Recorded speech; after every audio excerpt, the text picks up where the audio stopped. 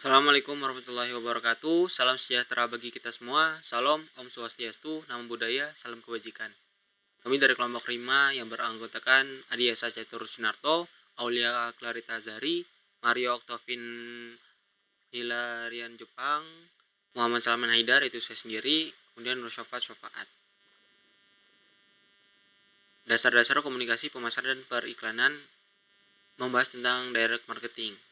Direct marketing menurut Cipto 2015 mengemukakan bahwa direct marketing adalah suatu sistem pemasaran yang bersifat interaktif dengan memanfaatkan satu atau beberapa media iklan untuk menimbulkan respon calon pembeli.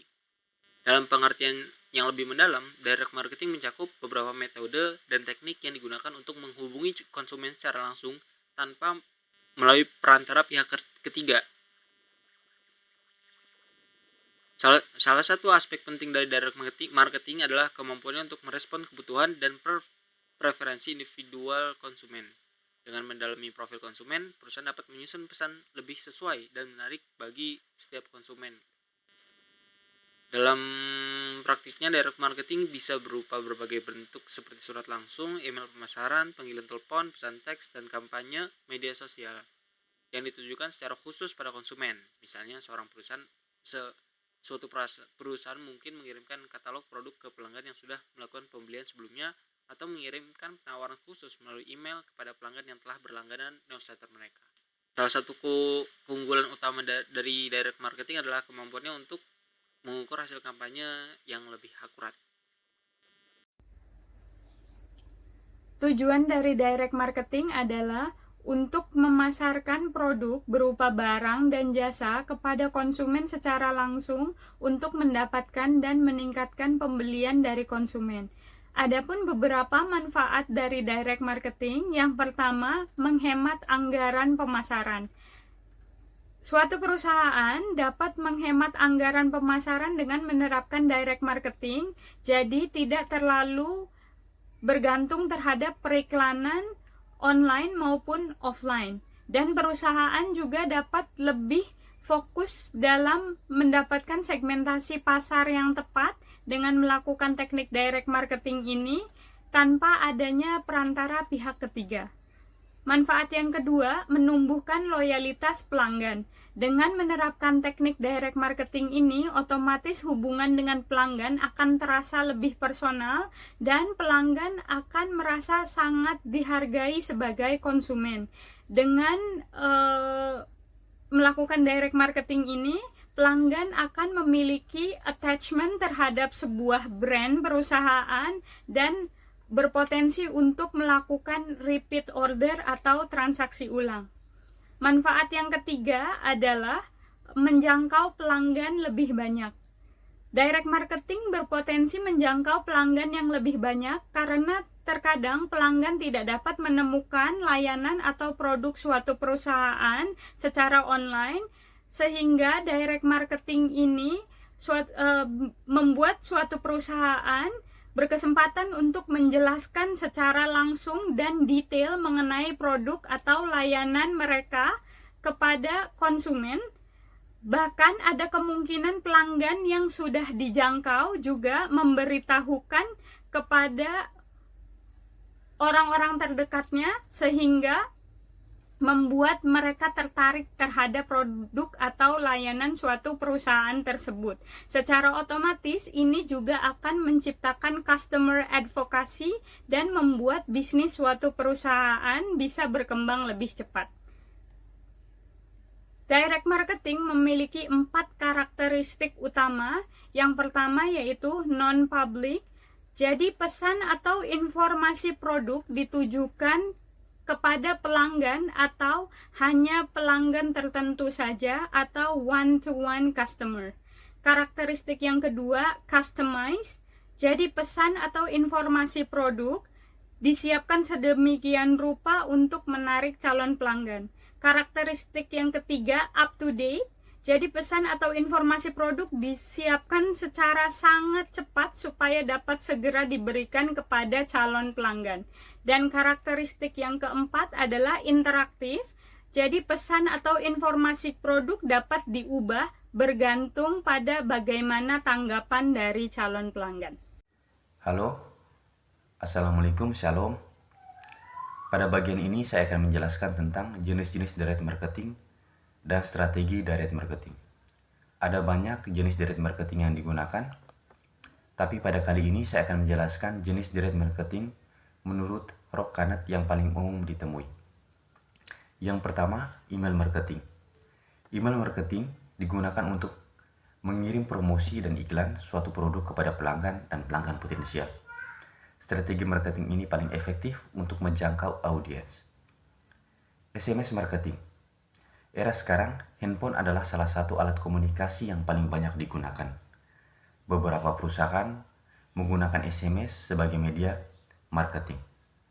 Promosi menggunakan SMS memungkinkan audiens dengan mudah menerima pesan yang disampaikan. SMS juga dapat diotomatisasi dan personalisasi sesuai kebutuhan. Yang ketiga, direct marketing.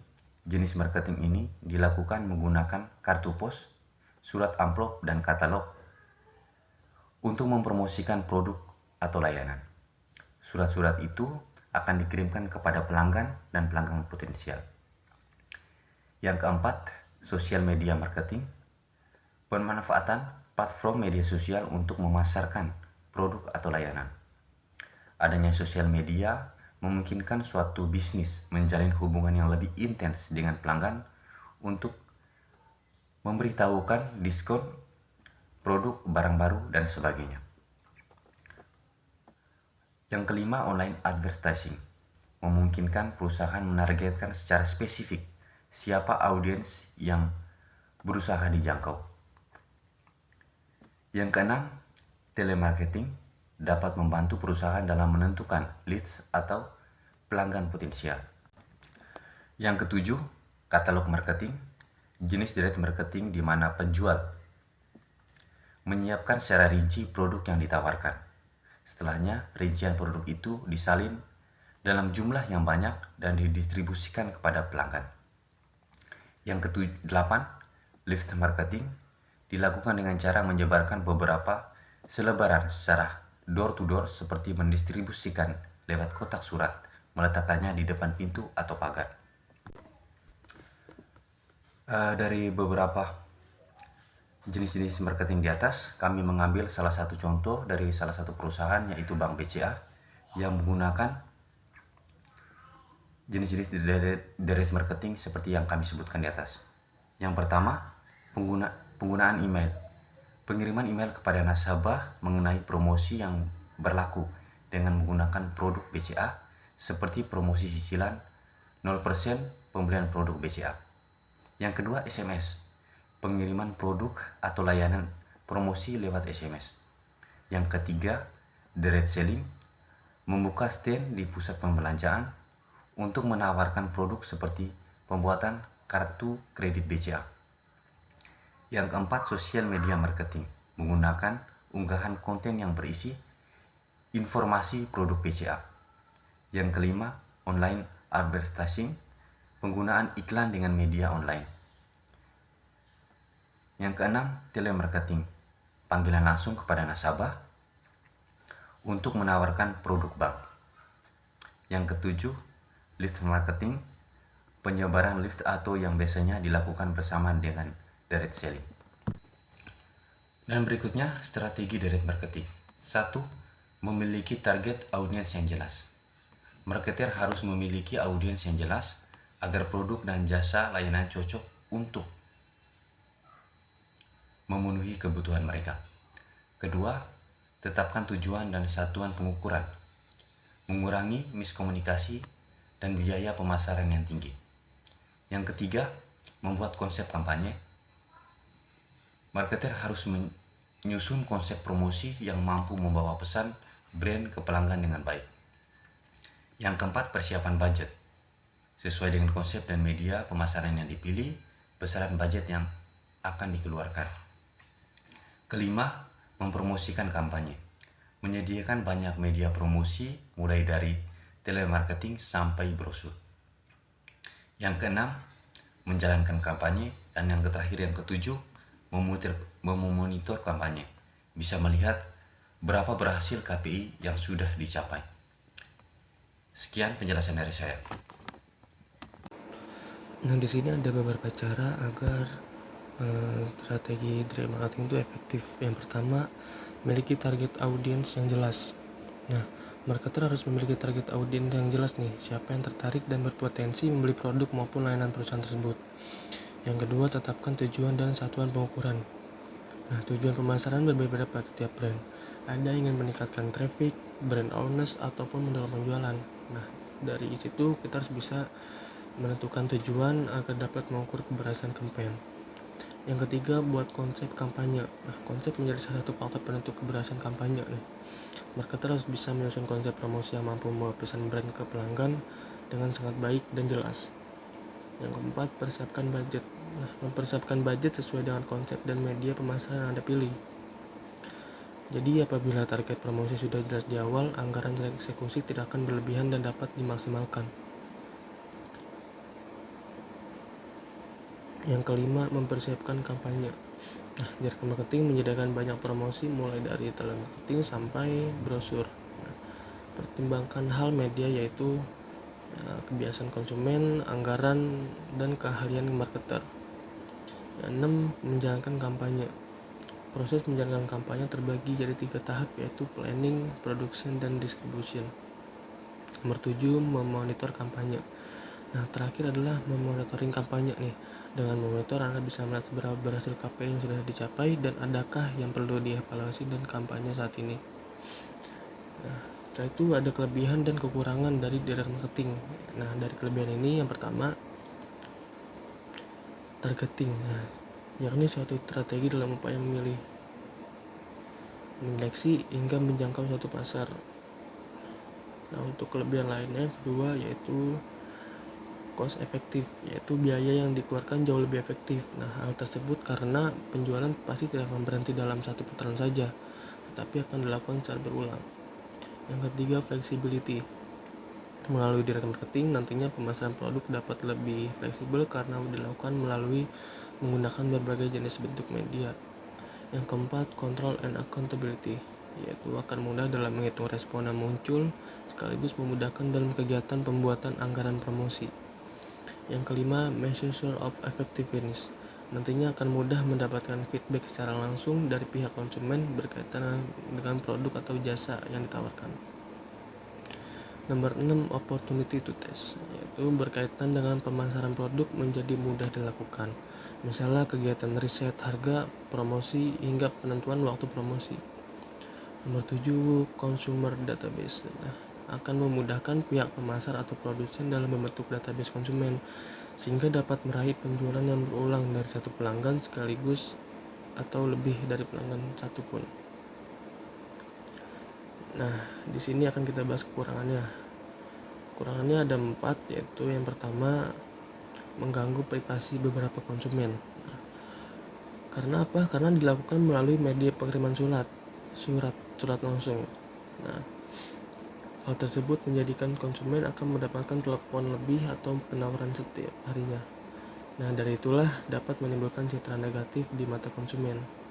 Nah, nomor 2 yaitu tingkat ketepatan daftar terlalu rendah. Karena daftar yang digunakan sering tidak sesuai dengan target market yang disasarkan oleh pihak perusahaan.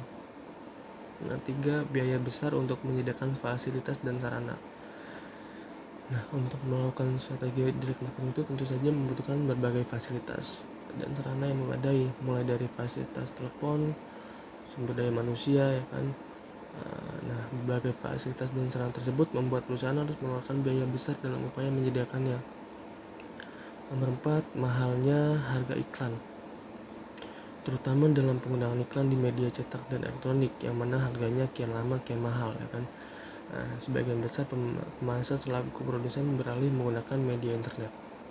Perbedaan personal selling dan direct marketing. Direct marketing seringkali disamakan dengan personal selling atau penjualan pribadi.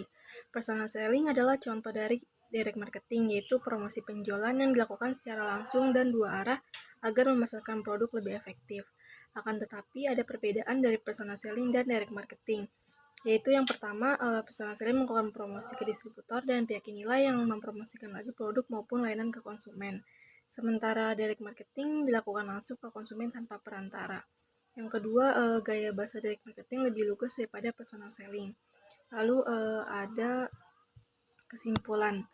Hal utama dari direct marketing adalah kemampuan bisnis untuk mempersonalisasi campaign dan promosi. Cara ini memungkinkan perusahaan terhubung dengan target audiens pada tingkat yang lebih dalam dan mempersuasi mereka untuk mengambil tindakan termasuk melakukan pembelian. Dengan strategi yang tepat, direct marketing dapat menguntungkan perusahaan untuk mendapatkan pelanggan, lead, serta meningkatkan brand. Tak hanya itu, direct marketing juga berpotensi meningkatkan penjualan dan meningkatkan loyalitas pelanggan. Berikut daftar pustaka dari materi direct marketing pada kesempatan kali ini, dan terima kasih karena telah menyaksikan. Mohon maaf apabila terdapat banyak kekurangan dan kesalahan. Sekian. Wassalamualaikum warahmatullahi wabarakatuh. Salam sejahtera bagi kita semua. Salam Om Swastiastu, Namo Buddhaya, salam kebajikan. Terima kasih.